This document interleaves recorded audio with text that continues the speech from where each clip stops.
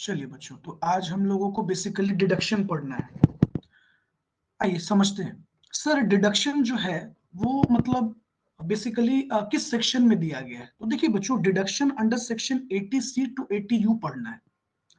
आपके मन में क्वेश्चन क्रिएट हो रहा होगा कि सर जब आपने सैलरी पढ़ाया या जब हम हाउस प्रॉपर्टी पढ़ते हैं तो वहां भी तो डिडक्शन होता है। देखिए बच्चों, वो डिडक्शन स्टैट्यूटरी डिडक्शन एक तरह का मतलब कंपलसरी है जो हर हाल में मिल जाता है। लेकिन ये डिडक्शन आपका थोड़ा अलग है, इन्वेस्टमेंट बेस्ड है, कुछ पेमेंट बेस्ड है, जो भी हम लोग समझने की कोशिश करेंगे।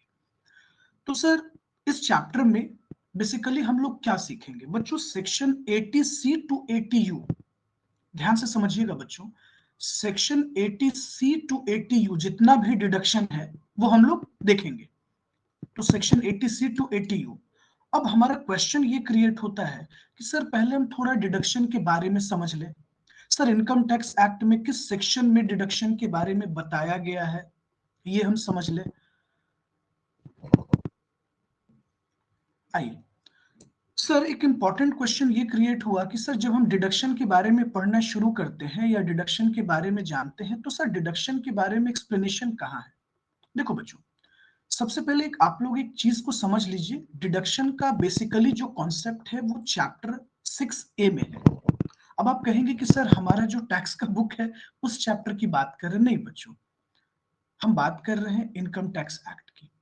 जब आप इनकम टैक्स एक्ट को देखते हैं, स्टडी करते हैं बच्चों, तो वहां एक चैप्टर 6 है, 6A, चैप्टर 6A, जहां डिडक्शन की बात की गई, जहां हम लोगों को डिडक्शन प्रिस्क्राइब किया जाता है, यानी सेक्शन 80C टू 80U के बारे में चैप्टर 6A में बताया गया। सर डिडक्शन बेसिकली हमें कहां प्रोवाइड किया जाता है, मतलब जब हम कंप्यूटेशन करते हैं तो डिडक्शन हमें कहां मिलता है? देखो बच्चों, ये सब पहले जेन्युइन पॉइंट है, इसको पहले थोड़ा सा समझते हैं। देखिए, एक चीज एक टॉपिक जो सबसे इंपॉर्टेंट बात यह है कि सर जब हम लोग किसी भी पर्सन के टैक्स लाइबिलिटी को कैलकुलेट करना जब शुरू करते हैं तो किस तरीके से कैलकुलेट करते हैं? रिकॉल कीजिए प्रीवियस चैप्टर जो हम लोग पढ़े हैं, इंट्रो पोर्शन जो पढ़े हैं उसको याद कीजिए। सर अगर हमें ग्रॉस टोटल इनकम निकालना हो, बच्चों ध्यान से सब लोग स्क्रीन की तरफ देखिएगा। बच्चों अगर हमें ग्रॉस टोटल इनकम निकालना है किसी भी एसएससी का, तो सबसे पहले हमको क्या करना होता है बच्चों? हम लोग उसके पांचों हेड ऑफ इनकम को ऐड करते हैं। फॉर एग्जांपल बच्चों, अगर आपके इनकम को ऐड करना है या हमारे इनकम को ऐड करना है या किसी सैलरीड पर्सन की इनकम को ऐड करना है, तो हम लोग क्या करते हैं? उसके 5 हेड ऑफ इनकम को ऐड करते हैं। 5 हेड ऑफ इनकम कौन से होते हैं बच्चों? इनकम फ्रॉम सैलरी, सबसे फर्स्ट इनकम फ्रॉम सैलरी। दूसरा बच्चों इनकम फ्रॉम हाउस प्रॉपर्टी। तीसरा बच्चों profit and gain from business and profession. Fourth capital gain. And fifth बच्चों इनकम फ्रॉम अदर सोर्स। बच्चों जब हम ये पांचों हेड ऑफ इनकम को ऐड करते हैं, we get the gross total income. उसके बाद बच्चों हमें डिडक्शन दी जाती है, उसके बाद हमें डिडक्शन प्रिस्क्राइब की जाती है। अब देखिए बच्चों, अभी जो हम लोग पढ़ने जा रहे हैं वो deduction under section 80C to 80U पढ़ेंगे, यानी ये डिडक्शन पढ़ेंगे बच्चों, सेक्शन 80C टू 80U। इसका ये मतलब हुआ कि सर डिडक्शन की जरूरत हमें तब पड़ती है जब हम टैक्स का कंप्यूटेशन कर रहे होते हैं, क्योंकि बच्चों टैक्स का हम कंप्यूटेशन तब तक नहीं कर सकते जब तक हमें टोटल इनकम पता नहीं हो।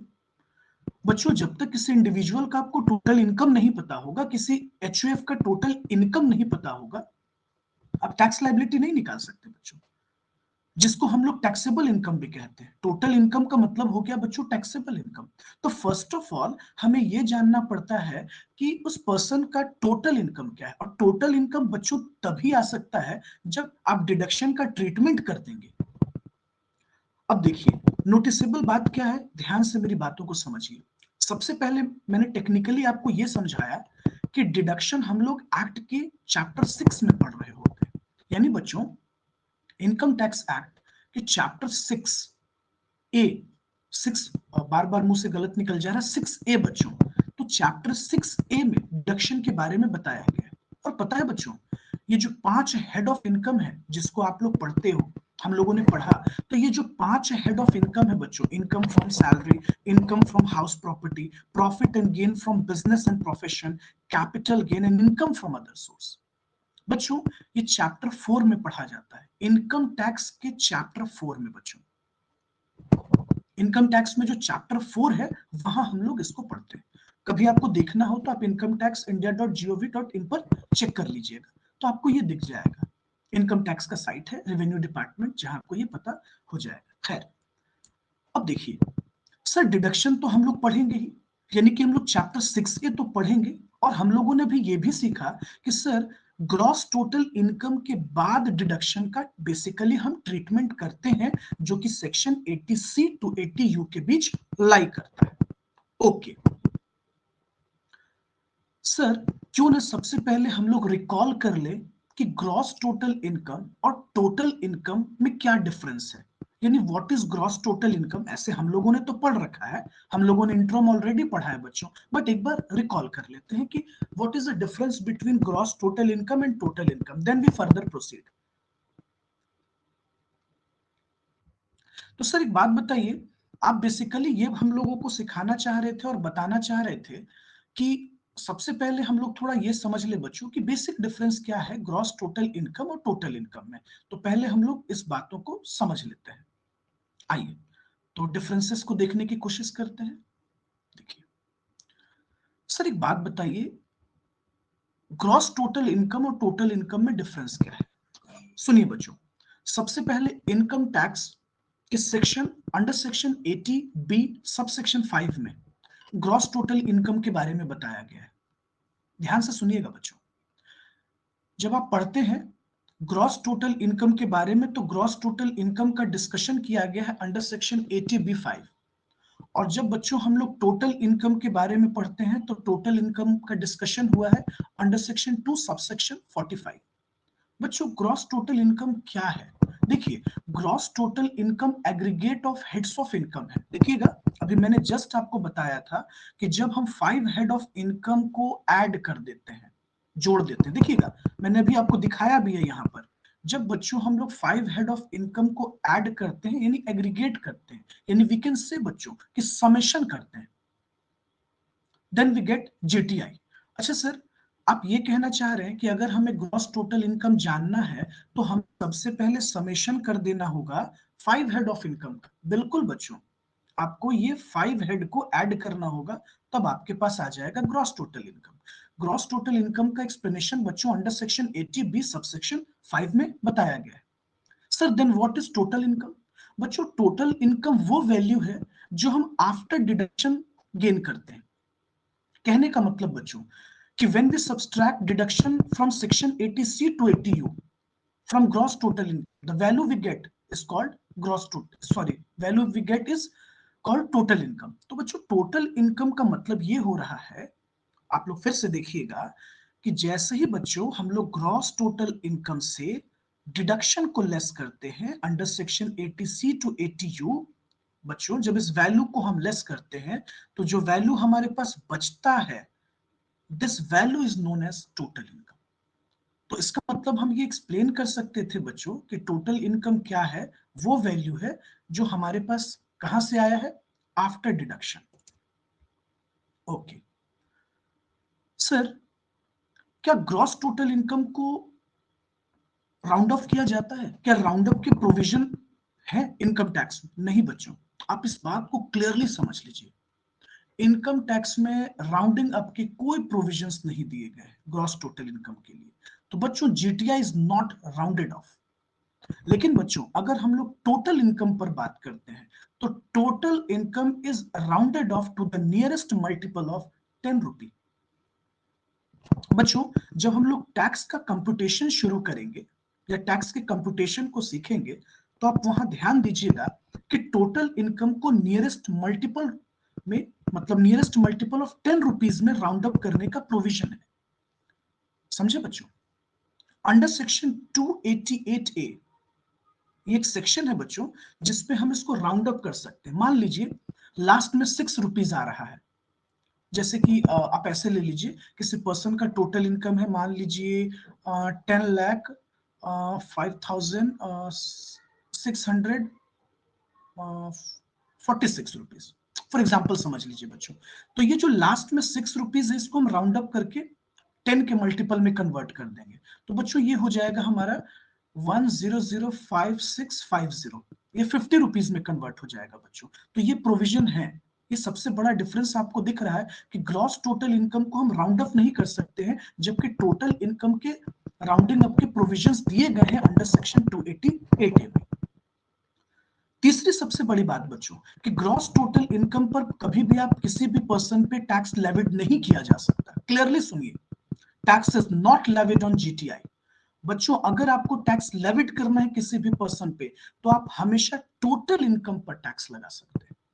अच्छा, टोटल इनकम को बच्चों हम लोग टैक्सेबल इनकम भी कहते हैं। ध्यान से समझिएगा बच्चों, टोटल इनकम को ही हम लोग टैक्सेबल इनकम कहते हैं। ये टैक्सेबल इनकम कहलाता है बच्चों। तो total income is known as taxable income. और बच्चों अगर आपको टैक्स लेविड करना है, मतलब आप तो नहीं कर सकते, सॉरी टू से, डिपार्टमेंट जब टैक्स लेविड करती है तो वो टोटल इनकम पर ही टैक्स लेविड करती है, वो भी बच्चों प्रिस्क्राइब्ड रेट के अकॉर्डिंगली। आपको याद होगा हम लोगों ने इंट्रोडक्शन पार्ट में ऑलरेडी स्लैब रेट वगैरह पढ़ रखा है, सरचार्ज पढ़ा है, एजुकेशन सेस पढ़ा है, सभी चीजों का डिस्कशन कर रखा है। तो प्रिस्क्राइब्ड रेट। दूसरी सब बच्चों फोर्थ जो सबसे बड़ा डिफरेंस है वो ये है कि GTI can not be less than total income. बच्चों जीटीआई टोटल इनकम से कभी कम नहीं हो सकता, इस बात को एकदम क्लियरली समझ लीजिए बच्चों।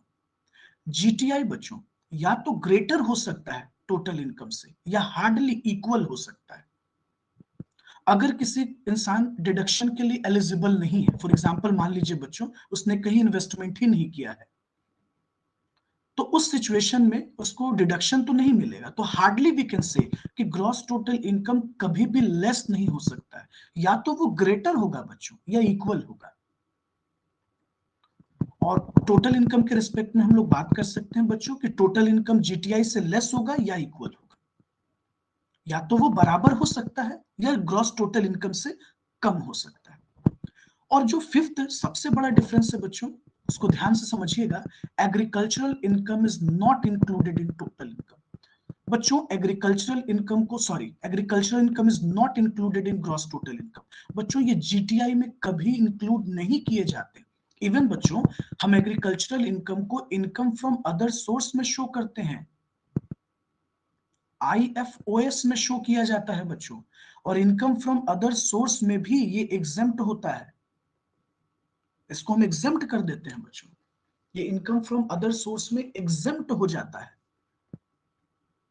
ओके, अब देखिए, तो सर आप ये कहना चाह रहे हैं कि एग्रीकल्चरल इनकम जीटीआई में इंक्लूड नहीं होता क्योंकि हम इनकम फ्रॉम अदर सोर्स में इसको शो करते हैं और वो भी एग्जेम्प्ट कर देते हैं। लेकिन बच्चों अगर एग्रीकल्चरल इनकम 5,000 से ज्यादा होता है, इफ एग्री इनकम, एग्री मतलब एग्रीकल्चरल, शॉर्ट में मैंने कह दिया, इफ एग्रीकल्चरल इनकम बच्चों 5,000 से एक्सीड कर जाता है तब हम इसको टोटल इनकम में इंक्लूड कर देते हैं। क्यों sir, why it is included in total income? अरे भाई साहब टैक्स लाइबिलिटी कैलकुलेट करनी है अपने को, तो अगर हमें टैक्स लाइबिलिटी कैलकुलेट करना है तो हम इसको टोटल इनकम में इंक्लूड कर देंगे। सर एक तरफ इसको एग्जेम्प्ट भी किया जा रहा है, दूसरी तरफ जब टैक्स की बात होगी तो इंक्लूड भी किया जा रहा है। बिल्कुल बच्चों, इस इंटायर प्रोसेस को बच्चों, ये जो टैक्सेशन की प्रोसीजर होती है इसको हम लोग कहते हैं पार्शियल इंटीग्रेशन ऑफ टैक्सेशन। समझिए इस चीज को। तो agricultural income gross total income में कभी इंक्लूड नहीं होता, आई रिपीट, इसको हम एग्जेम्प्ट कर देते हैं और इनकम फ्रॉम अदर सोर्स में शो करते हैं। लेकिन बच्चों अगर एग्रीकल्चरल इनकम 5,000 से एक्सीड कर जाता है तो हम इसको टोटल इनकम में इंक्लूड कर देते हैं और देन टैक्स लाइबिलिटी कैलकुलेट की जाती है। चलिए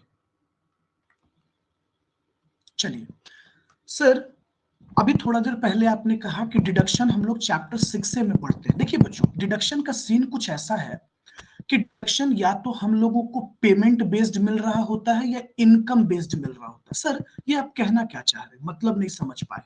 सुनो बच्चों, पेमेंट बेस्ड का मतलब और इनकम बेस्ड का मतलब, बहुत बार ऐसा होता है बच्चों कि हम लोग जब सर्टेन इनकम को कमाते हैं, जब इनकम हम लोग जनरेट करते हैं तब हम लोगों को ये डिडक्शन मिलता है। सुनिएगा ध्यान से सभी लोग, इनकम जनरेट करते हैं बच्चों, और कभी कभी पेमेंट बेस्ड। तो सर ये पेमेंट बेस्ड का मतलब, पेमेंट बेस्ड का क्या मतलब है सर? क्या आप इन्वेस्टमेंट की बात कर रहे हैं, निवेश करने की बात कर रहे हैं? बिल्कुल बच्चों, I am talking about investment.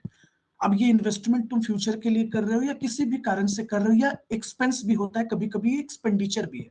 तो पेमेंट कहने का मतलब बच्चों कि ये पेमेंट चाहे तुमने किसी कारणवश किया है या एज ए इन्वेस्टमेंट किया है, तो ओवरऑल यही कॉन्सेप्ट है कि डिडक्शन या तो हमें पेमेंट बेस्ड पर मिल रहा होता है या इनकम बेस्ड पे मिल रहा होता है। अब देखिए बच्चों, अगर हम पेमेंट बेस्ड पर बात करते हैं तो सभी बच्चे ध्यान दीजिएगा, अगर हम पेमेंट बेस्ड पर बात करेंगे बच्चों, तो हमारे पास 15 तरह के ऐसे इनकम है, मतलब 15 टाइप ऑफ पेमेंट है, या 15 तरह के आप कह लीजिए कि इन्वेस्टमेंट है, या यूं कह लीजिए हम 15 ऐसे प्लेस पर पेमेंट करते हैं जहां हमें डिडक्शन दे दी जाती है। बच्चों अब इसको हम लोग कैटेगराइज कर देते हैं। इस पेमेंट बेस्ड का मतलब हो गया बच्चों इन्वेस्टमेंट। पहला सिचुएशन, जब हम कहीं इन्वेस्टमेंट करते हैं तो हमें मिलने लगता है बच्चों डिडक्शन। अब इन्वेस्टमेंट का पूरा कॉन्सेप्ट हम लोग सेक्शन 80C में पढ़ेंगे, अभी हम आपको बताएंगे सेक्शन 80C। बच्चों कभी कभी हम लोग मेडिकल पर्पस के लिए भी खर्च कर रहे होते हैं, जैसे सेक्शन 80D में बात होगी, 80DD में बात होगी, 80U में बात होगी, DDB में बात होगी। तो अब आप लोग सोच रहे होंगे कि सर हम लोग क्या पढ़ेंगे, मेडिकल ट्रीटमेंट के बारे में पढ़ेंगे, डिसेबिलिटी के बारे में पढ़ेंगे, क्या पढ़ेंगे? ओवरऑल बच्चों हम बात करेंगे आपसे एक एक सेक्शन पे, एकदम से इसको फोड़ फाड़ के हम लोग डिस्कशन करेंगे, तो चिंता नहीं करना है अपने को, एकदम रिलैक्स रखना है माइंड। तो ये मेडिकल पर्पस क्यों आप कह रहे हैं बच्चे? मेडिकल पर्पस इसलिए कहा जा रहा है क्योंकि कहीं ना कहीं मेडिकल से रिलेटेड इसमें बातें होंगी। कहीं हम मेडिकल इंश्योरेंस करवाएंगे, कहीं हम मेडिकल ट्रीटमेंट पे खर्च करेंगे, कभी हम किसी डिसेबल के लिए प्लान लेंगे। एक है बच्चों इंटरेस्ट बेस्ड। अच्छा सर ये ATE, ये इंटरेस्ट बेस्ड है। और डोनेशन, सर डोनेशन याद है बच्चों, जब हम लोग PGBP पढ़ रहे थे तो बहुत बार हम आपको कुछ ऐसे एक्सपेंसेस रहते थे जब हम आपको बताते थे कि बेटा ये डिसअलाउड है, इस पर हमें डिडक्शन मिलेगा, हम डिडक्शन इसका क्लेम करते हैं, तो वही डिडक्शन की बात होगी बच्चों। ATG में बात होगी, GGA में बात होगी, GGB, GGC। तो हर चीजों पर हम लोग वन बाय वन एकदम क्लियरली बात करेंगे।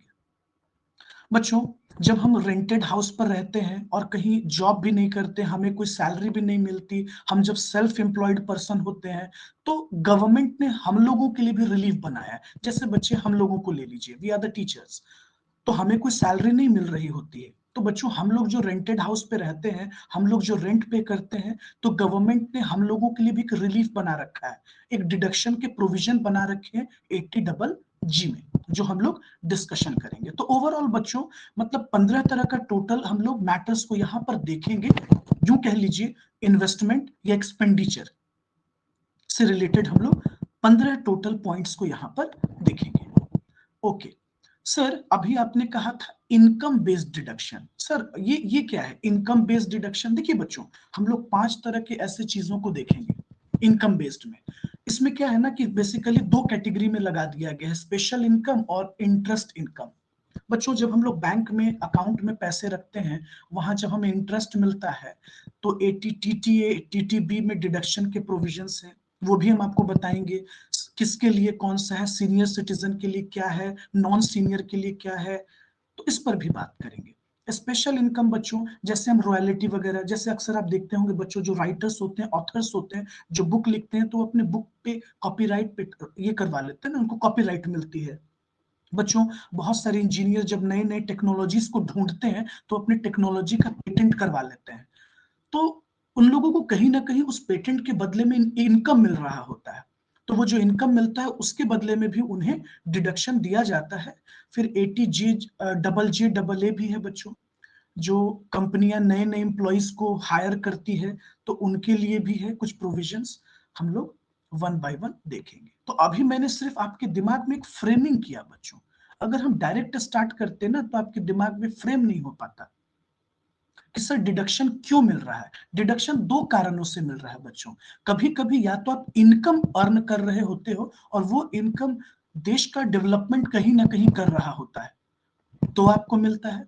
दूसरा, कहीं कहीं या तो आप एक्सपेंस करते हो या इन्वेस्टमेंट करते हो, उस इन्वेस्टमेंट से भी इकोनॉमी में कहीं ना कहीं बेनिफिट्स हैं, जिसके कारण गवर्नमेंट आपके लिए ये प्रोविजंस को बनाकर रखी है। तो ये ओवरऑल बच्चों एक फ्रेम बना, एक ढांचा हम लोगों ने देखा, एक फ्रेमवर्क को समझा कि हमें पढ़ना क्या क्या है। अब बच्चों ये एक समंदर है, काफी बड़ा टॉपिक है, तो हम लोग रिलैक्स होकर चीजों को समझने की कोशिश करेंगे। तो बेसिक अभी हम आपको आपके दिमाग में ये डालना चाह रहे थे बच्चों, जो डिडक्शन चैप्टर 6A में है वो दो वजह से मिल रहा है। पेमेंट बेस्ड का मतलब हो गया कि या तो हम कहीं इन्वेस्टमेंट कर रहे हैं इसलिए पेमेंट कर रहे हैं, या कहीं एक्सपेंडिचर कर रहे हैं। जैसे बच्चों अगर हम रेंट पे कर रहे हैं तो एक्सपेंडिचर है, डोनेशन दे रहे हैं तो कहीं ना कहीं पेमेंट ही तो दे रहे हैं। मेडिकल के रिगार्डिंग खर्च कर रहे हैं बच्चों, या इंश्योरेंस ले रहे हैं तो कहीं ना कहीं पेमेंट ही है। बस फर्क इतना है बच्चों को, कुछ पेमेंट हमारे लिए इन्वेस्टमेंट बन जाता है बस। तो अब हम लोग वन बाय वन चीजों को समझना शुरू करते हैं। तो सबसे पहले हम आपको 80C का फ्रेमवर्क क्रिएट करेंगे कि अब 80C में हमें क्या देखना है, फिर हम 80C के वन बाय वन सभी पॉइंट्स आपको बताएंगे।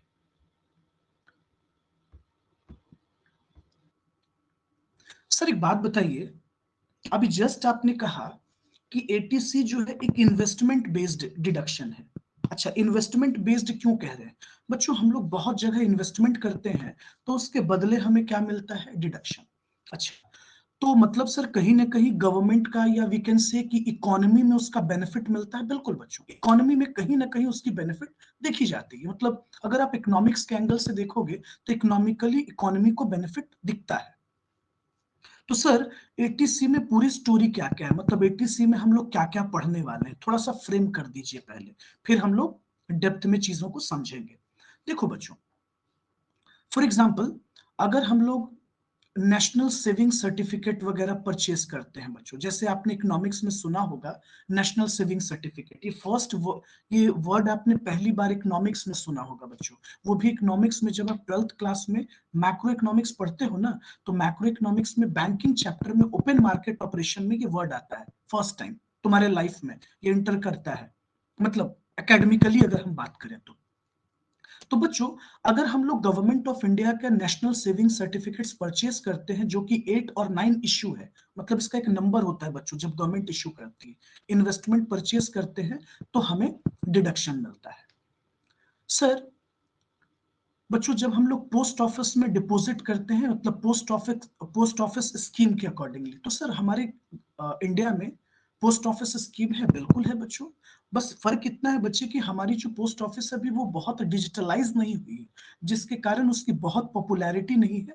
दूसरा एक थोड़ा सा डिमेरिट ये भी कहेंगे बच्चों, क्योंकि गवर्नमेंट एम्प्लॉयज हैं तो उनका जो एक्टिवनेस है वो बहुत बेहतर नहीं होता कंपेरेटिव टू प्राइवेट बैंक्स, इसलिए लोग नहीं जाना चाहते हैं, ये एक वजह है। लेकिन जब हम लोग पोस्ट ऑफिस स्कीम्स में डिपॉजिट करते हैं तो हमें डिडक्शन मिलता है। हम लोग इस पर भी बात करेंगे बच्चों, अभी सभी चीजों पे बात होगी। Public provident fund, PPF. Sir आपने सैलरी जब पढ़ाया था हमने आपको बच्चों, तो हमने पीपीएफ पे आपसे डिडक्शन कर रखा है। अच्छा सर, ये पब्लिक प्रोविडेंट फंड किनके लिए बनाया गया? देखिए बच्चों, जो नॉन सैलरीड लोग हैं, जैसे मेरे जैसा जो पर्सन है जो कोचिंग में पढ़ा रहा है, या बहुत सारे ऐसे सेल्फ एम्प्लॉयड लोग हैं, तो पब्लिक प्रोविडेंट फंड जैसी स्कीम है, मतलब हम लोग इसमें इन्वेस्टमेंट करते हैं और इसका हम लोगों को एक बेनिफिट मिलता है, सेक्शन 80C में डिडक्शन मिलता है। तो हम लोग पीपीएफ पर भी बात करेंगे। उसके बाद बच्चों एम्प्लॉयज प्रोविडेंट फंड, बच्चों आपको याद होगा सैलरी चैप्टर में आपने SPF, statutory provident fund, recognised provident fund, इन सब के बारे में मैंने आपको पढ़ाया है। तो बच्चों जब एक एम्प्लॉय अपने प्रोविडेंट फंड में कंट्रीब्यूशन करता है बच्चों, चाहे वो कंट्रीब्यूशन आरपीएफ हो या एसपीएफ हो, तो हमें इसका बेनिफिट मिलता है। तो आरपीएफ या एसपीएफ में जब हम कंट्रीब्यूट करते हैं एज एन एम्प्लॉय, जो हम लोगों ने सैलरी में पढ़ा था बच्चों, तो इसका हम लोगों को डिडक्शन दिया जाएगा। उसके बाद बच्चों अगर हम बच्चे का जो ट्यूशन फी पे करते हैं तो उसका डिडक्शन मिलता है। कितना मिलता है बच्चों? चाइल्ड पर क्या लिमिट है, ट्यूशन फी में क्या क्या आएगा, इंस्टीट्यूशंस के अंदर क्या आता है, इन सभी चीजों पे हम लोग बात करते हैं आगे।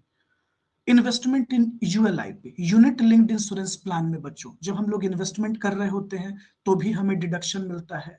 Repayment of loan for residential house, बच्चों जब हम लोग लोन लेकर घर कंस्ट्रक्ट करते हैं या घर बनाते हैं बच्चों या परचेज करते हैं, तो जो लोन का हम रिपेमेंट करते हैं ना बैंक को, उसका भी हमें डिडक्शन मिलता है। तो उस पर भी हम लोग 80C में भी बात करने वाले हैं। सुकन्या समृद्धि अकाउंट स्कीम बच्चों, आप लोगों ने सुना भी होगा, गर्ल चाइल्ड के रिस्पेक्ट में ये दिया जाता है। सीनियर सिटीजन सेविंग स्कीम बच्चों, जितने भी सीनियर सिटीजन हैं हमारे देश में, उनकी जो सेविंग बैंक अकाउंट स्कीम है उन पर उनको डिडक्शन दिया जाता है बच्चों। उसके बाद देखिएगा time deposit in post office, time deposit in post office scheme में हमें डिडक्शन मिलता है। फिर अगर बच्चों हम लोग बात करें एन्युटी प्लान, एन्युटी प्लान में डिडक्शन दिया जाता है। लाइफ इंश्योरेंस प्रीमियम, हम यहीं से शुरू करेंगे बच्चों हम लोग, लाइफ इंश्योरेंस प्रीमियम। तो लाइफ इंश्योरेंस प्रीमियम के रिगार्डिंग भी हमें डिडक्शन मिलता है जब हम लोग प्रीमियम पे करते हैं। सर ये एन्युटी प्लान क्या होता है सर? बता रहे हैं, थोड़ा सा पेशेंस रखिएगा तभी ना सुनिएगा। उसके बाद हम लोग जब बात करते हैं होम लोन अकाउंट स्कीम, जो कि housing national housing bank conduct करती है बच्चों, म्यूचुअल फंड्स यूनिट। तो ओवरऑल बच्चों 80C में हम लोग इतने टॉपिक पर बात करने वाले हैं। तो सबसे पहले हम लोग को यह भी पता होना चाहिए कि हम लोगों का जो आज चर्चा का विषय है, मतलब जो हम लोगों का डिस्कशन होगा जिस मैटर पे, वो इन सब मैटर पे होगा। मतलब हम लोग 80C पर ओवरऑल बात करेंगे। हम लोग सबसे पहले बच्चों पूरे 80C को खत्म करेंगे। 80C में क्या क्या है, हर एक चीज पर इंडिविजुअली। देखो बच्चों, मैंने तो अभी आपको ओवरऑल फ्रेम किया, national saving certificate, life insurance premium, अभी बात कहाँ किया है, अभी बस बताया है। अभी मुद्दे पे बात हुई है कि हम लोग इस टॉपिक पर बात करने वाले हैं, हम लोग इस पर चर्चा करेंगे, इस टॉपिक को आज समझेंगे। तो बस आपको टॉपिक मैंने दिमाग में डाला है, एक बार फिर से फ्रेम कर लेते हैं बच्चों क्विक। जैसे बच्चों हम लोग नेशनल सेविंग सर्टिफिकेट स्कीम्स पर बात करेंगे, डिपॉजिट इन पोस्ट ऑफिस पे बात करेंगे, म्यूचुअल फंड यूनिट्स पर बात करेंगे, home loan account scheme, national housing bank पर बात करेंगे बच्चों, एम्प्लॉय प्रोविडेंट फंड्स स्कीम पर बात करेंगे, investment in ULIP unit linked insurance plan पर बात करेंगे। इस तरीके से हम लोग बहुत सारे टॉपिक्स पर बच्चों बात करना है। लेकिन जो हमारी शुरुआत होगी, जहां से हम लोग डिस्कशन शुरू करेंगे, वो होगा लाइफ इंश्योरेंस प्रीमियम। ये हमारा बेसिक मैटर होगा, यहां से हमारा एक स्टार्ट होगा, यानी यहां से हम लोग अपने चर्चा को आगे बढ़ाएंगे।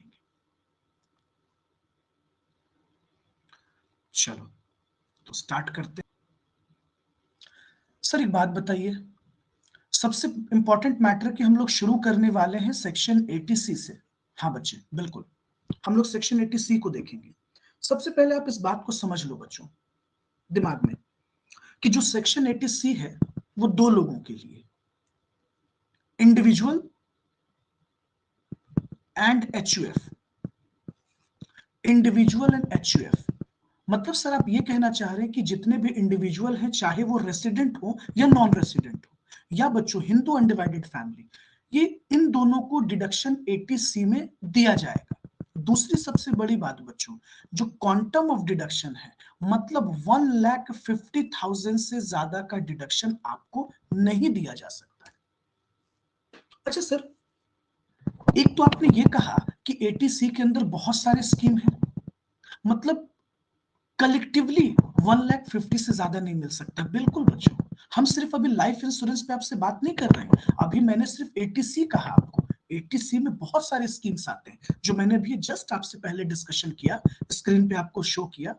तो 80C के अंदर बहुत सारे स्कीम्स है बच्चों, और कलेक्टिवली 1,50,000 से ज्यादा, मतलब बच्चों 1,50,000 से ज्यादा का डिडक्शन हमें नहीं मिलेगा। 80C किन के लिए है बच्चों? तो 80C इंडिविजुअल और एचयूएफ के लिए। वो इंडिविजुअल बच्चों रेसिडेंट भी हो सकता है, हमेशा याद रखिएगा, वो इंडिविजुअल बच्चों रेसिडेंट भी हो सकता है और नॉन रेसिडेंट भी हो सकता है। जो क्वांटम ऑफ डिडक्शन है बच्चों, जो मैक्सिमम लिमिट है, वो 1,50,000 का लिमिट है 80C। मैंने अभी लाइफ नहीं बात की आपसे, सिर्फ 80C कहा है। अब 80C के अंदर एक पॉइंट है लाइफ इंश्योरेंस प्रीमियम, जो हम आपसे डिस्कशन करने वाले हैं। ध्यान से सुनिएगा बच्चों, पेमेंट ऑफ इंश्योरेंस प्रीमियम। बच्चे कोई भी इंडिविजुअल पर्सन जब इंश्योरेंस प्रीमियम का पेमेंट करता है या इंश्योरेंस लेता है, चाहे वो इंश्योरेंस खुद के लिए ले, सेल्फ खुद के लाइफ के लिए, स्पाउस के लिए या बच्चे के लिए। बच्चों, जो बच्चा है, चाइल्ड है, वो मेजर भी हो सकता है, माइनर भी हो सकता है, अनमैरिड भी हो सकता है, मैरिड भी हो सकता है, डिपेंडेंट भी हो सकता है और नॉट डिपेंडेंट भी हो सकता है। तो हम ये आपको कहना चाह रहे हैं बच्चों कि जब भी हम लोग इंश्योरेंस प्रीमियम का पेमेंट करते हैं, यानी कोई भी इंडिविजुअल या एचयूएफ बच्चों जब इंश्योरेंस प्रीमियम का पेमेंट करता है, या तो खुद के लाइफ के लिए, स्पाउस के लिए या अपने बच्चे के लिए, तो हम लोगों को डिडक्शन दी जाती है सेक्शन 80C में। अब क्वेश्चन ये क्रिएट हुआ कि सर वो डिडक्शन का लिमिट क्या होगा, कितना मिलेगा। सुनिए, देखिए बच्चों, इसको डेट वाइज बाइफरकेट किया गया है बच्चों। ध्यान से सभी लोग देखिएगा और थोड़ा सा समझिएगा बच्चों। पहला सिचुएशन, सिचुएशन ए देखिएगा, 20% ऑफ सम एश्योर्ड। ये जो सम एश्योर्ड है ना बच्चों, जो आपको मैच्योरिटी पीरियड पे जो पैसा मिलेगा उसका 20% आपको मैक्सिमम मिल सकता है।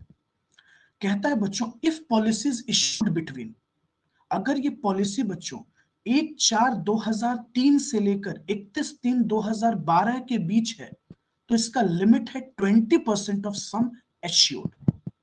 लेकिन बच्चों, अगर ये पॉलिसी 1/4/2012 के बाद इश्यू किया गया, ध्यान से देखिएगा, इश्यूड आफ्टर 1/4/2012, तो जो सम एश्योर्ड है उसका 10% आपको मिलेगा, 10% मिलेगा सम एश्योर्ड का। कब? जब ये पॉलिसी कब ली गई है? 1/4/2012 के बाद। लेकिन एक अलग केस भी है बच्चों जो आपसे डिस्कशन कर लेते हैं कि कभी कभी 15% भी मिल रहा है, लेकिन उसका एक सिचुएशन है बच्चों। अगर वो पॉलिसी 1/4/2013 के बाद लिया गया है, सुनिएगा, इफ पॉलिसी इशूड ऑन और आफ्टर 1/4/2013 और किसी वैसे पर्सन के लिए लिया गया है जो ऑलरेडी सेक्शन 80U और 80DDB में बेनिफिट ले रहा है। कहने का मतलब बच्चों, या तो वो हैंडीकैप्ड कोटा में है, सॉरी टू से, बट 80U में हम लोग हैंडीकैप्ड के बारे में पढ़ते हैं, और 80DDB में बच्चों ये मेडिकल ट्रीटमेंट के बारे में बात होती है बच्चों, मतलब सीवियर डिसेबिलिटी। अब समझ रहे बच्चों, सीवियर डिसेबिलिटी का मतलब जो बहुत ज्यादा मतलब डिसेबल है, तो सीवियर डिसेबल में अगर वो बेनिफिट ले रहे हैं 80DDB में और 80U में, इस तरह से, तो वैसे पर्सन का अगर आप इंश्योरेंस करते हैं तो उनको 15% ऑफ सम एश्योर्ड दे दिया जाता है। अब देखिए, अब क्वेश्चन ये क्रिएट हो रहा है कि सर अगर हम अपने चाइल्ड के लिए करते हैं तो चाइल्ड के लिए कोई नॉर्म से क्या? नहीं बच्चों, बच्चा चाहे मेजर हो, माइनर हो, मैरिड हो, अनमैरिड हो, डिपेंडेंट हो या डिपेंडेंट नहीं हो, तीनों सिचुएशन में आपको लाइफ इंश्योरेंस LIP मतलब लाइफ इंश्योरेंस प्रीमियम का बेनिफिट दे दिया जाएगा, 20% ऑफ सम एश्योर्ड। बस आपको डेट ध्यान रखना है, पॉलिसी जो है 1/4/2003 से लेकर 31/3/2012 के बाद हो, के बीच हो बच्चों। अगर ये पॉलिसी 1/4/2012 के बाद आफ्टर इशूड किया गया है तो 10% ऑफ सम एश्योर्ड, और अगर वो पर्सन 80U या 80DDB में बेनिफिट ले रहे हैं तो उनके लिए 15% है। बोलिए, यहां तक कोई problem? Sir, national saving certificate का क्या मैटर है, थोड़ा सा समझ लेते हैं हम लोग। देखिए बच्चों, नेशनल सेविंग सर्टिफिकेट बच्चों, गवर्नमेंट ऑफ इंडिया एक सिक्योरिटी जारी करती है जिसको हम लोग NSC कहते हैं, नेशनल सेविंग सर्टिफिकेट। बच्चों, ये जो NSC है ना, इसकी बहुत सारी कैटेगरी होती है, गवर्नमेंट ने इसका कैटेगराइजेशन कर रखा है। तो हम लोग बात कर रहे हैं बच्चों, अगर आप नेशनल सेविंग सर्टिफिकेट के 8 इश्यू और 9 इश्यू को परचेज करते हैं, मतलब सब्सक्राइब करते हैं, कोई भी इंडिविजुअल या HUF बच्चों जब NSC के 8 इश्यू और 9 इश्यू को सब्सक्राइब करता है, जिसको गवर्नमेंट ऑफ इंडिया इश्यू करती है, ध्यान से सुनिएगा बच्चों, अब NSC तो गवर्नमेंट ऑफ इंडिया ही ना इश्यू करेगी बच्चों, कोई और तो कर नहीं रहा है, तो आप एलिजिबल है किस सेक्शन में डिडक्शन लेने के लिए? सेक्शन 80C में आपको डिडक्शन प्रोवाइड कर दिया जाएगा। अब मैटर क्या है बच्चों, इस बात को समझिए। जब हम एनएससी परचेस करते हैं बच्चों, तो एनएससी पे हमें इंटरेस्ट मिलता है, एनएससी पर गवर्नमेंट हमें इंटरेस्ट देती है। तो इंटरेस्ट जो एक्रूड होता है एनएससी, एनएससी पर जो भी इंटरेस्ट जनरेट होता है बच्चों, इस इंटरेस्ट को इनकम कंसिडर किया जाता है। इनकम टैक्स लॉ में बच्चों, इनकम टैक्स एक्ट कहता है, रूल कहता है कि ये इनकम है भाई साहब। Interest accrued on NSC is your income. अब जब ये इनकम है बच्चों, तो सवाल ये खड़ा हुआ कि इस इनकम को किस हेड ऑफ इनकम में दिखाया जाएगा, ये कहां दिखाया जाएगा। तो बच्चों इसको हम लोग इनकम फ्रॉम अदर सोर्स में प्रेजेंट करते हैं। किस सेक्शन में दिखाते हैं? तो इनकम फ्रॉम अदर सोर्स में दिखाते हैं। अब देखिए, सबसे इंपॉर्टेंट बात है बच्चों कि ये अज्यूम किया जाता है कि ये जो इंटरेस्ट एक्रूड हुआ है ये रीइन्वेस्ट होता चला जा रहा है। मतलब बच्चों इंटरेस्ट वापस उसी प्रिंसिपल अमाउंट में मिल गया है, तो डीम टू हैव बीन रीइन्वेस्टेड। और सबसे इंपॉर्टेंट बात ये है बच्चों कि ये जो इंटरेस्ट आपको जनरेट हुआ है, चूंकि ये भी प्रिंसिपल अमाउंट में मिल गया है, और आपको डिडक्शन दे दिया जाता है 80C में, तो you are eligible for deduction under section 80C। आपको डिडक्शन प्रिस्क्राइब कर दिया जाता है। चलिए,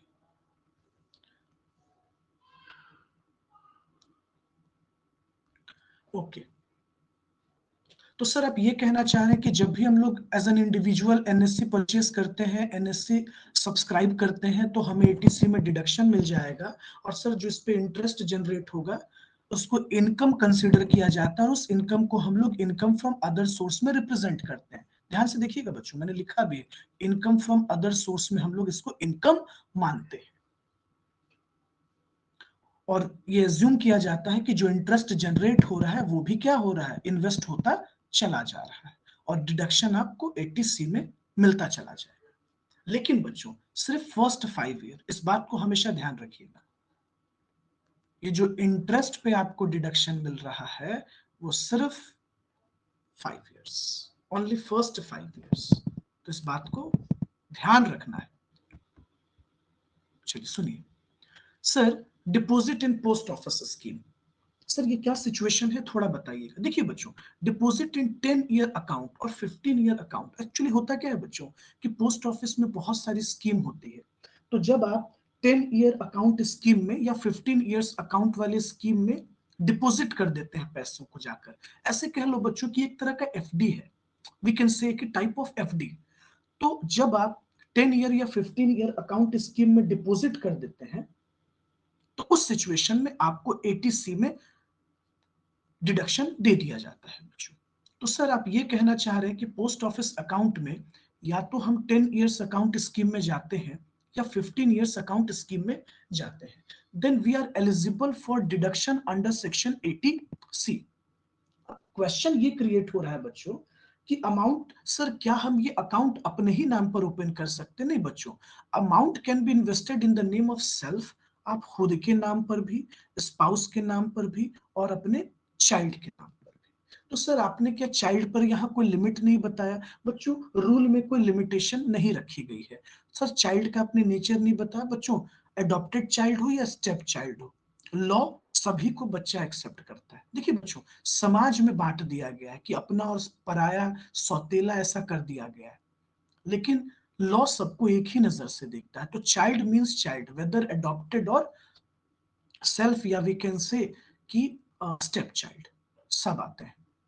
तो सर अगर हम लोग पोस्ट ऑफिस स्कीम में डिपॉजिट प्लान लेते हैं, उसमें पैसे डिपॉजिट करते हैं, then we are eligible for deduction under section 80C। बिल्कुल, वो अकाउंट आपके नाम पर भी हो सकता है, सेल्फ, ध्यान से सुनते जाइएगा बच्चों, सेल्फ, स्पाउस एंड चाइल्ड, मैंने हाईलाइट किया है, स्क्रीन पर ध्यान दीजिए। नेक्स्ट आता है सर प्रोविडेंट फंड। मतलब सर आप कहना चाह रहे हैं कि हम लोग पीएफ अकाउंट में अगर इन्वेस्ट करते हैं, बिल्कुल बिल्कुल, अगर आप पीएफ अकाउंट में इन्वेस्ट करते हैं तो सुनिए बच्चों, इसको ध्यान से समझिए। अगर बच्चे हम लोग पीपीएफ अकाउंट ओपन करते हैं, पब्लिक प्रोविडेंट फंड, अच्छा सर ये पीपीएफ किन के लिए? बच्चे पीपीएफ उनके लिए है जो जॉब पर्सन नहीं है, तो वो उनके लिए एक तरह का स्कीम बनाया गया है। देखिए बच्चों, अगर हम पब्लिक प्रोविडेंट फंड अकाउंट में ओपन करते हैं और उस पीपीएफ अकाउंट में डिपॉजिट करते हैं, तो बच्चों जो हम लोग डिपॉजिट करते हैं उस डिपॉजिट के बदले में हम लोगों को डिडक्शन दे दिया जाता है सेक्शन 80C में। अब आप कहेंगे कि सर ये पीपीएफ अकाउंट जो हम ओपन करेंगे और डिपॉजिट करेंगे क्या खुद के नाम पे होना चाहिए? नहीं बच्चों, यहाँ एक क्लॉज है, सुनिएगा। ये अकाउंट आप सेल्फ के नाम पर भी रख सकते हैं, सेल्फ मींस यू। ये स्पाउस के पे भी हो सकता है और आपके चाइल्ड पर भी हो सकता है। सर जब हम लोग बुक पढ़ते हैं तो मैक्सिमम जो कंट्रीब्यूशन है वो 1,50,000 का है। देखिए बच्चों, एक बात हम आपको क्लेरिफाई कर दें, इनकम टैक्स के अकॉर्डिंगली जब भी आप पढ़िएगा तो इनकम टैक्स ने तो कोई लिमिट नहीं लगाया है, लेकिन अगर आप पीएफ स्कीम को पढ़ते हैं, मतलब पीपीएफ स्कीम पढ़ते हैं पब्लिक प्रोविडेंट फंड के अकॉर्डिंगली, तो वहां ये एलिगेशन लगाई गई है, वहां ये बातें रखी गई है। वहां कहा गया है कि भाई आप 1 लाख जो मैक्सिमम लिमिट है वो 1,50,000 का, मतलब आप कह सकते हैं कि पब्लिक प्रोविडेंट फंड स्कीम के अकॉर्डिंगली 1,50,000 का लिमिट है। इनकम टैक्स कहीं कोई लिमिट नहीं लगाता बच्चों, लेकिन है लिमिट तो है, तो इनडायरेक्टली तो लिमिट आ ही गया ना। फिर जब आप उससे ज्यादा नहीं लगा सकते तो एक तरह का ये लिमिट यहां भी एप्लीकेबल ही हो जाएगा। लेकिन हाँ, ऑब्जेक्टिव के पॉइंट ऑफ व्यू से आपको जानना चाहिए कि 1,50,000 का लिमिट इनकम टैक्स लगाता है या प्रोविडेंट फंड स्कीम लगाती है। तो प्रोविडेंट फंड स्कीम के अकॉर्डिंगली लिमिट है, इनकम टैक्स के अकॉर्डिंगली लिमिट नहीं है। ओके, तो सर अगर हम पीपीएफ अकाउंट खुद के नाम पे, स्पाउस के नाम पे, चिल्ड्रन के नाम पे ओपन करते हैं तो जो वैल्यू हम डिपॉजिट करते हैं, फॉर एग्जांपल बच्चे मैंने 50,000 डिपॉजिट किया, तो क्या सर उस 50,000 के बदले हमें डिडक्शन मिल जाएगा? बिल्कुल बच्चों, वो 50,000 के बदले आपको 80C में डिडक्शन दिया जाएगा। सिंपल। चलो, होप सो आ जाओ। उसके बाद हम लोग बात कर रहे हैं बच्चों एम्प्लॉयज प्रोविडेंट फंड। सर जब हम लोग सैलरी चैप्टर पढ़ रहे थे, देखिए हम आपको याद क्यों दिला रहे हैं, ताकि आपके दिमाग में थोड़ा स्ट्राइक करे। याद करो बच्चों, जब हम लोग सैलरी चैप्टर पढ़ रहे थे तो सर सैलरी चैप्टर में बात हो रही थी आरपीएफ की, रिकॉग्नाइज्ड प्रोविडेंट फंड की। ध्यान दीजिएगा बच्चों, शायद आपको याद आ रहा होगा, आरपीएफ रिकॉग्नाइज्ड प्रोविडेंट फंड और एसपीएफ स्टैट्यूटरी प्रोविडेंट फंड। देखिए हम आपको याद दिलाते हैं, मैंने आपको क्या सिखाया था उस चैप्टर में। बच्चों जब हम आरपीएफ अकाउंट में कंट्रीब्यूशन करते हैं तो एम्प्लॉयर भी कंट्रीब्यूशन करता था और एम्प्लॉय भी कंट्रीब्यूशन करता था। बच्चों एम्प्लॉयर के कंट्रीब्यूशन को आप सैलरी में ट्रीट करते थे, आपने यहां पढ़ा था कि 12% तक एग्जाम्प्ट थे, याद कीजिए।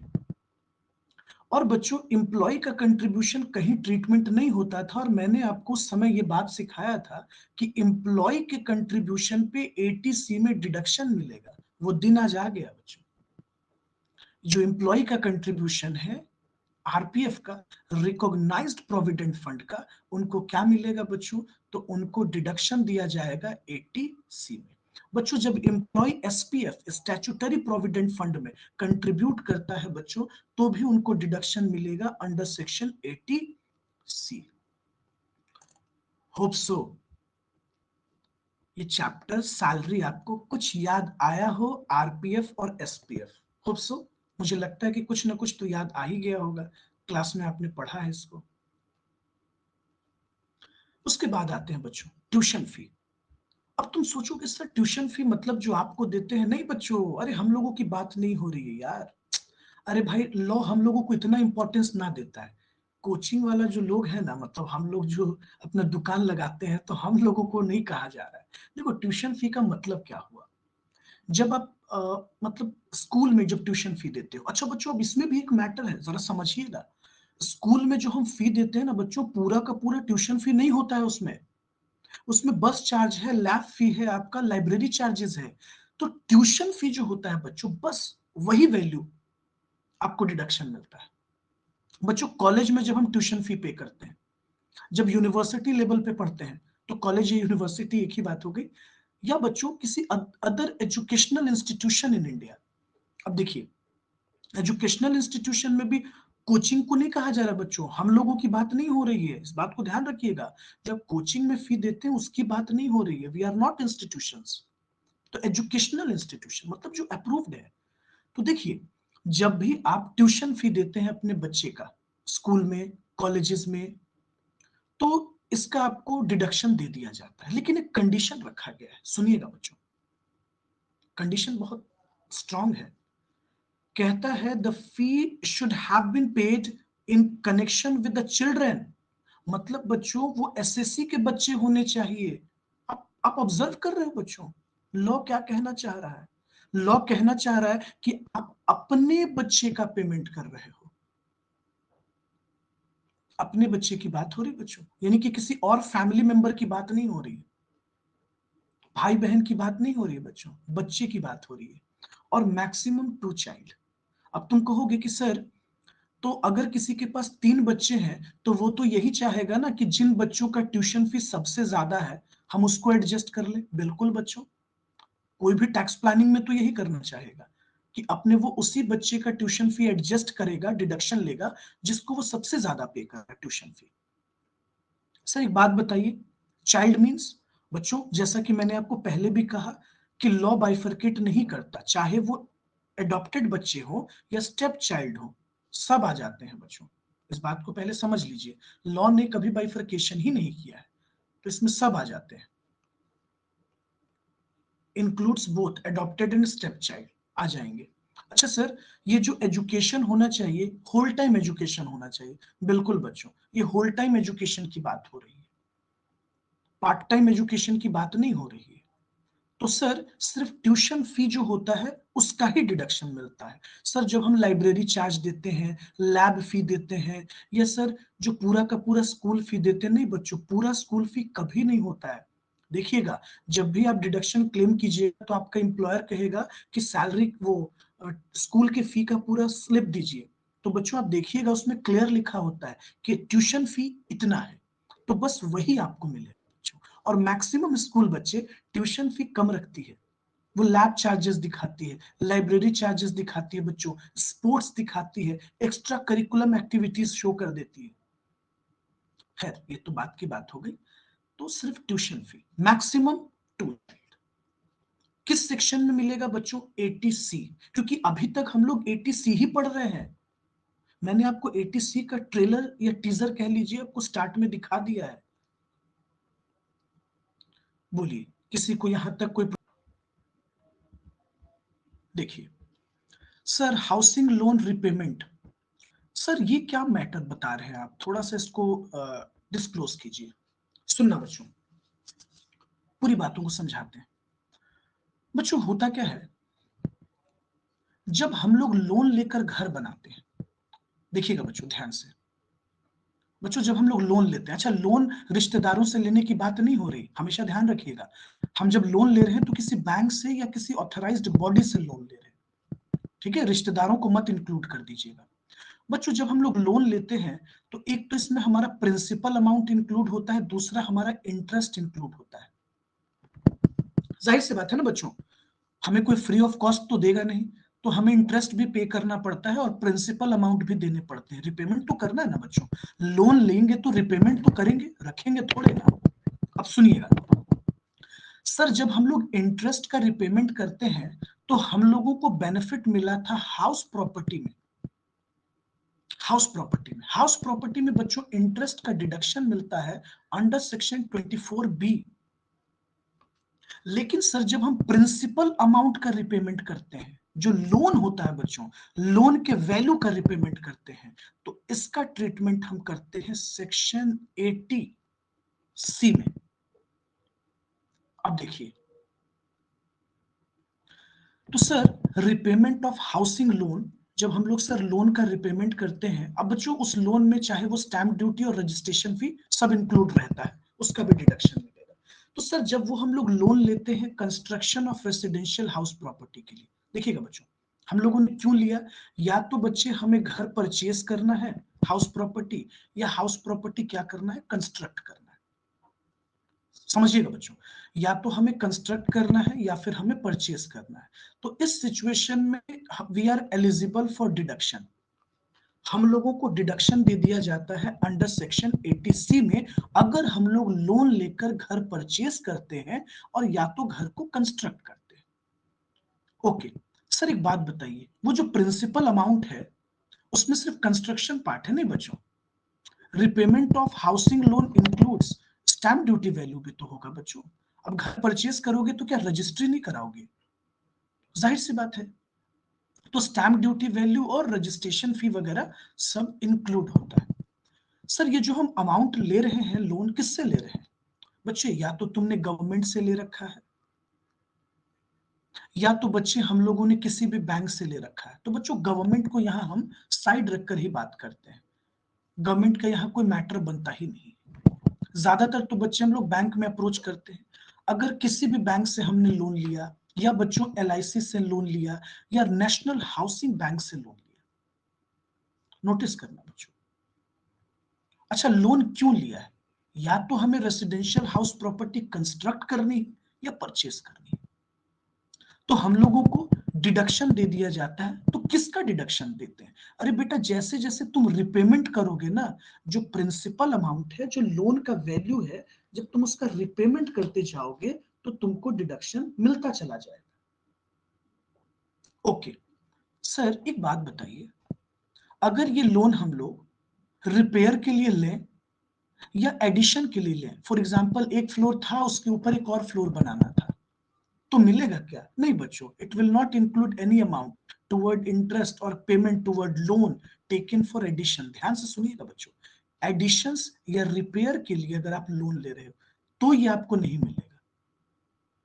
लेकिन बच्चों एक कंडीशन है, जिस घर को आपने लोन लेकर कंस्ट्रक्ट किया है या रिपेयर किया है, आप इस घर को 5 इयर्स तक नहीं सेल कर सकते हो बच्चों। इस घर को नहीं बेचा जा सकता है।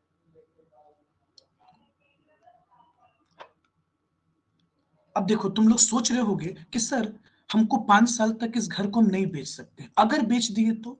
सुनो बच्चों, अगर तुमने इस घर को सेल कर दिया मान लीजिए विद इन 5 ईयर, तो बच्चों जिस दिन उस ईयर में जो तुमको डिडक्शन मिला है, जैसे मान लीजिए आपने प्रिंसिपल अमाउंट का रिपेमेंट किया था 80,000 फॉर एग्जाम्पल, आपने बैंक को रिपेड किया और आपको एटीसी में डिडक्शन दे दिया गया और आपने उसी ईयर में घर को ट्रांसफर कर दिया, तो बच्चों ये जो डिडक्शन आपको मिला है, इस डिडक्शन को आपका इनकम मान लिया जाएगा।